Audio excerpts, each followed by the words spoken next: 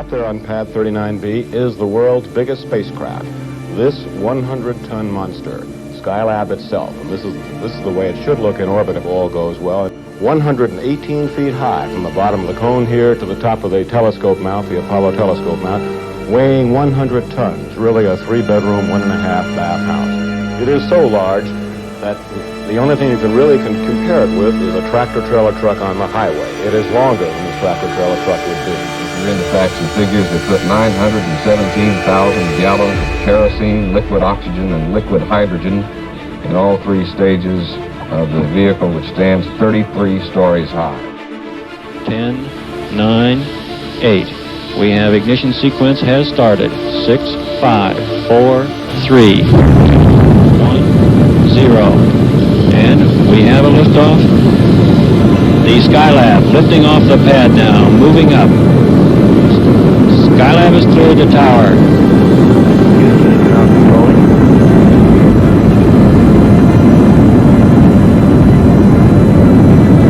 Mark, 18 seconds, pitch and roll program started. Saturn now maneuvering to its proper flight path attitude. Mark, 25 seconds. Mark, 30 seconds. 35 seconds, 1 nautical mile in altitude. Looking good. 5, 4, 3, 2, 1, 0.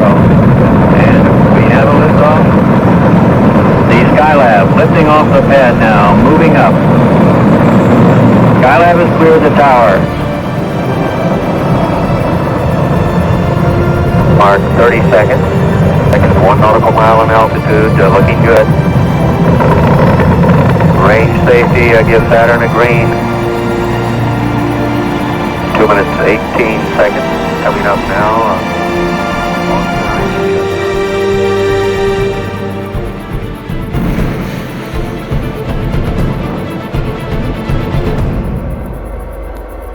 When the flight was scarcely a minute old, a serious problem developed with the workshop. Mounting temperatures in the workshop indicated the failure of the meteoroid shield, which was actually torn off by the slipstream during launch.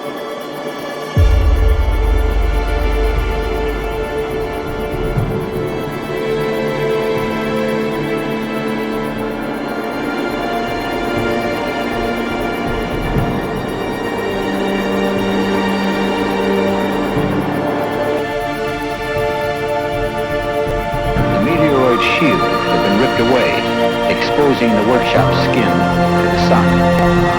One of the solar array panels had been completely torn off, and the other only partially deployed.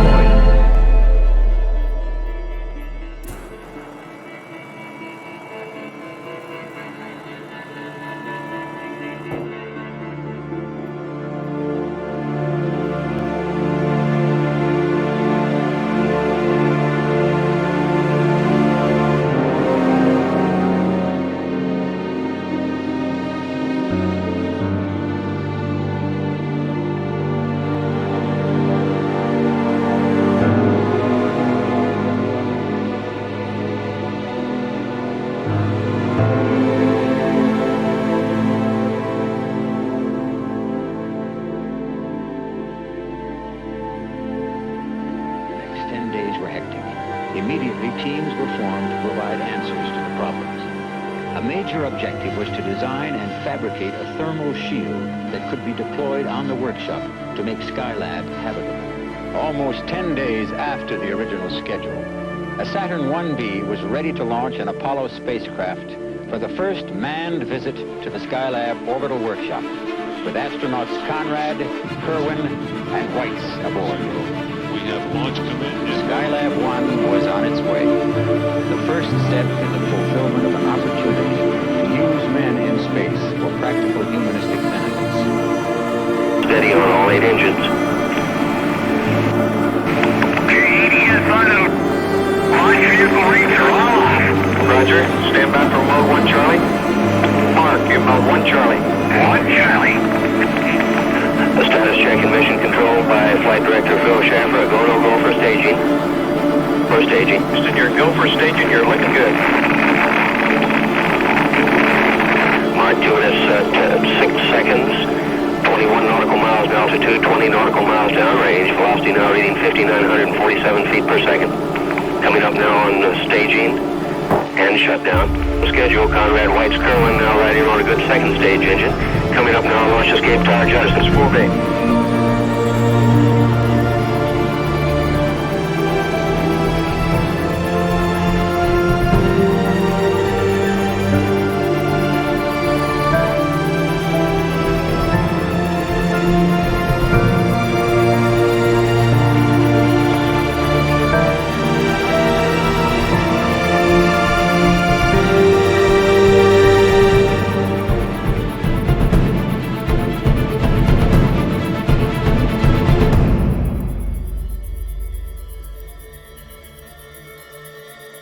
By mid-afternoon, the crew rendezvoused with Skylab and performed a televised fly-around to assess the damage. Most of the predictions were confirmed. The meteoroid shield had been ripped away, exposing the workshop skin to the sun. One of the solar array panels had been completely torn off, and the other, only partially deployed, was held in check by an aluminum strap, a fragment of the meteoroid shield. As astronaut Conrad put it, Inflicted solar wing, 1-2, right? It's gone. an unsuccessful attempt was made by Whites at freeing the panel, working in the open hatch of the command module before docking with the workshop. After a night's sleep aboard the command module, they entered the workshop and took steps to deploy the parasol.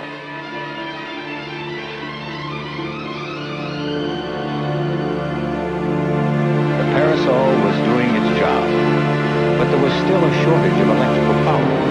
The stuck solar wing would have to be pulled out fully. Thanks to the work of the backup crew at Marshall, where procedures were worked out for freeing the solar panel. All the attention I can take. Astronauts Conrad and Kerwin went on their first spacewalk to repair the damage. This took 3.5 hours, and it was difficult work. But man prevailed, and they were able to sever the strap and pull out the panel. Let go, let go. All right, it's got it.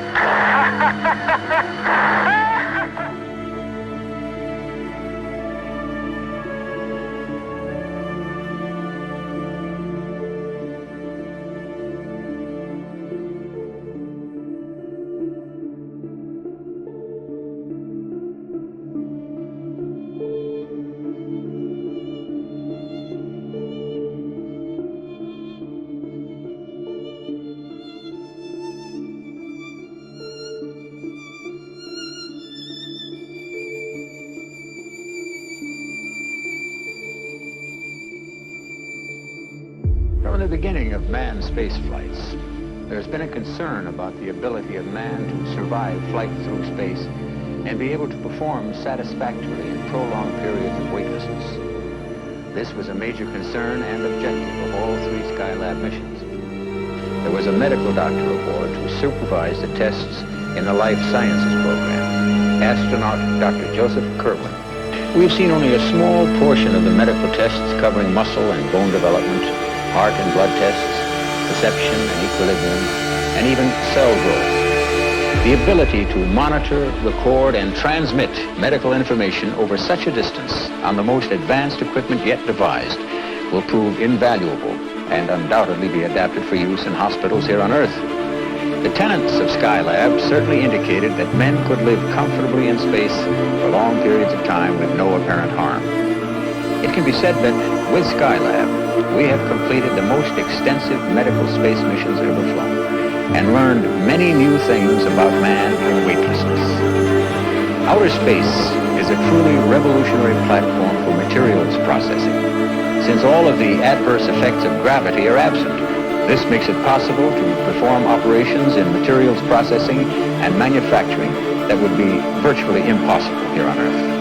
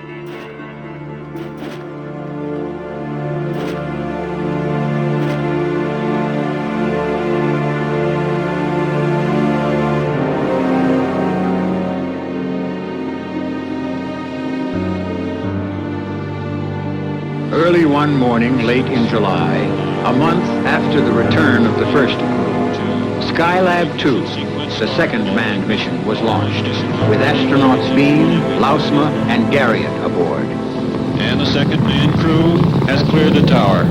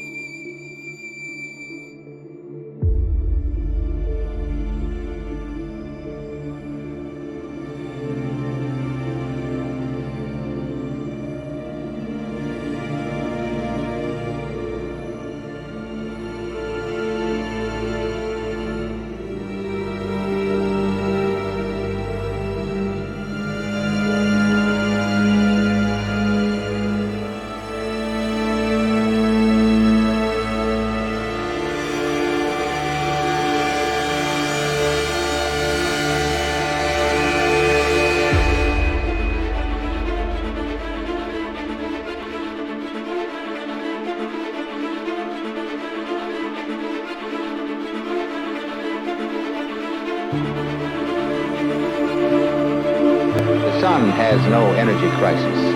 It puts out the entire annual world energy demand thousands of times each second. This gives added meaning to the words of Wernher von Braun when he said, "We hope one of these days to harness this energy on Earth."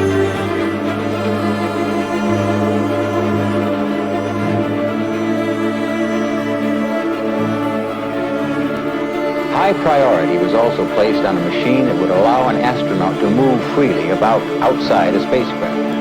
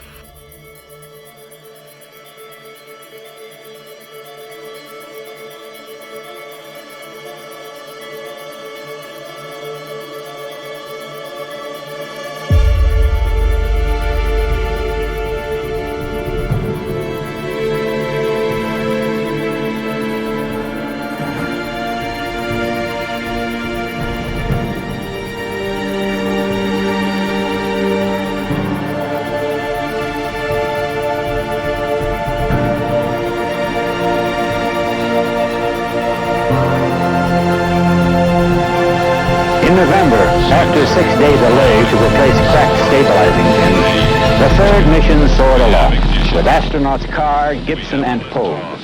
Lift off, the engine's building up to 1.6. Skylab 3, the longest of the manned space missions.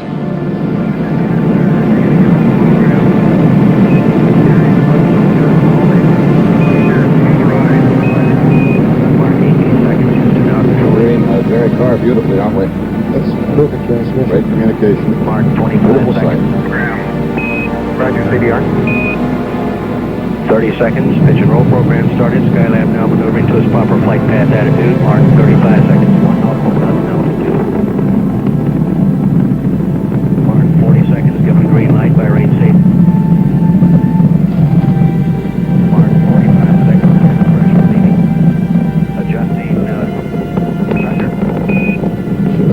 so far. Oh, it's beautiful. Perfect. Roll complete, pitch profile, still progress. 58 seconds, 3 nautical miles altitude. Mark, 1 Bravo. Roger, 1 Bravo. Now we're getting that maximum dynamic pressure there. That's Again, your feet wet and everything's looking real good. Copy, feet wet. Mark, 1 minute, 12 seconds. I'd call out from Capcom. Dick Truly says Skylab now capable of water landing. 1 minute, 18 seconds. Step passing through period of maximum pressure now. No, sir. What a beautiful 35 seconds pass through max cube. Skylab still flying steady and stable on all 8 engines. You're getting a beautiful picture on your television set. Roger, Gary. And by the naked eye here in an absolutely perfectly blue sky, magnificent sight. 1 minute, 54 seconds to status check. Mission control by Flight Director Phil Schaffer. Go, no go for staging. Given a go for staging. Skylab Houston, you're looking good. You're go for staging. Roger. Mark, 2 minutes, 4 seconds. Coming up now on engine shutdown and staging. Skylab now 22 nautical miles in altitude. 21 nautical miles downrange. We've never seen one like this with the naked eye, I don't think. Inboards is 17. Outboards is 21. S4B has ignited. 43 nautical miles in altitude. Yeah. Now you see that. Tower Jepson, you're mode 2. Great picture. Smooth as glass, Houston. Mark, 3 minutes, 34 seconds. Commander Jerry Carr reporting to Dick Truly. The flight is smooth as glass. Meanwhile, the first stage and launch escape tower falling away now, heading for their own final splash. Skylab splashdown. Status check and mission control by Flight Director Phil Schaffer for 4 minutes.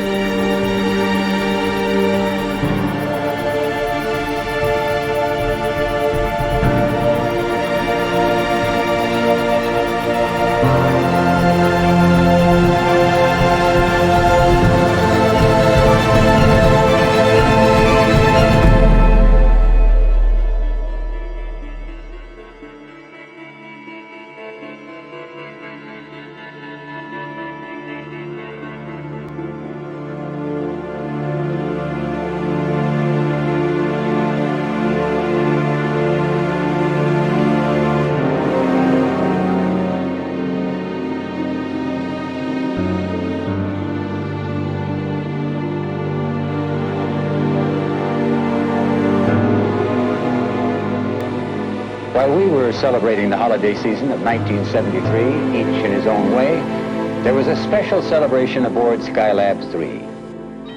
The Skylab Christmas in Space. And of course, that included the stockings, hung by a very unusual Christmas tree, painstakingly constructed out of food cans and decorated by the astronauts with a very special star on top, Comet Kohoutek. And now, a Christmas message from space, showing concern for people everywhere. From the Skylab 3 crew, we wish to extend to people around the world the message of peace, goodwill, and human understanding. One of the major projects on all 3 Skylab missions was the Earth Resources Experimental Program, which will certainly show the man in the street that space can be of everyday use in solving some of the world's most pressing problems, such as pollution, locating resources, and feeding the hungry. This perspective from an orbiting spacecraft, such as Skylab, gives us a better way to inventory and monitor our resources, and provides us with information at a cost we can afford.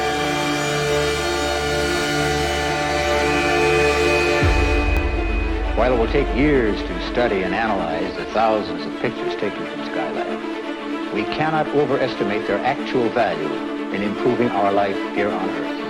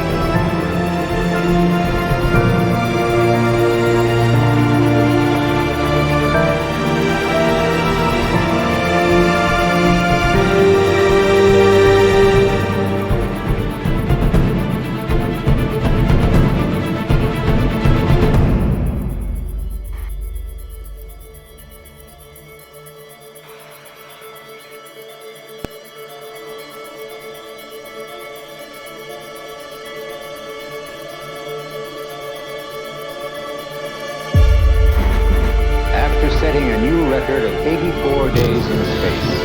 The third manned Skylab mission ended with a splashdown and recovery in early February of 1974. Good evening.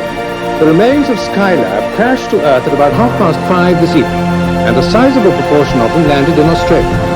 The 77-ton space laboratory flew further than the Americans had hoped, and tonight it began breaking up over Western Australia, the end of its 6-year voyage through space. Skylab overshot the favored landing place, the Indian Ocean. Throughout the afternoon, the Americans predicted it would fall into the sea, but from 5:30 our time, reports began to come in that pieces had been seen passing over at least 4 Australian towns.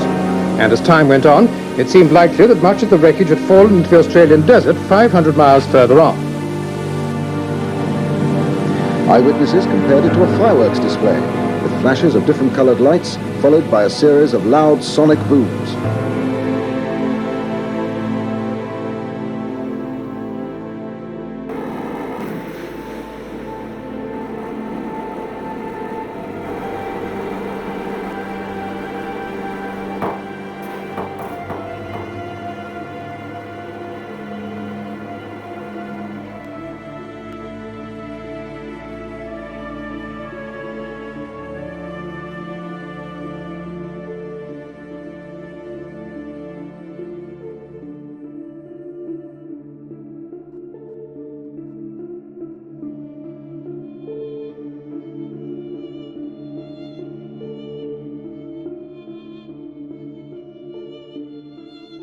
Smooth as glass, Houston. Smooth as glass. We had a beautiful picture on TV all the way. Looks real good.